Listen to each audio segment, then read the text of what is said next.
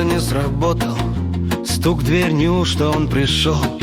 Смятение, паника, без шуток. Ведь не готова я еще.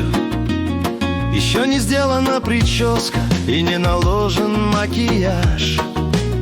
А с гардеробом еще круче. В каком контексте встреча ждет?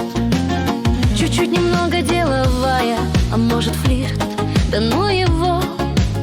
А если надо ехать к маме, а если хочет он в постель? Парням, конечно, проще, и мужчинам не брить. Да это просто шик. Мешки немного под глазами. Был в клубе и всю ночь тусил. И вообще, чего он хочет? А может, хочет по грибы? А может, это сон мне снится? А кто за дверью там стучит? С ним правда не бывает скучно. Он с драйвом может унести, сорваться вмиг, порой нежданно, и полететь, и все преграды позади. Подруга к небу обратилась, не знает, как ей поступить. Быстрее спрятаться и тихо, и телефон свой отключить. Потом скажу, была не дома, когда он мне перезвонит. Забыла я об этой встрече. Да ладно, может быть, простит.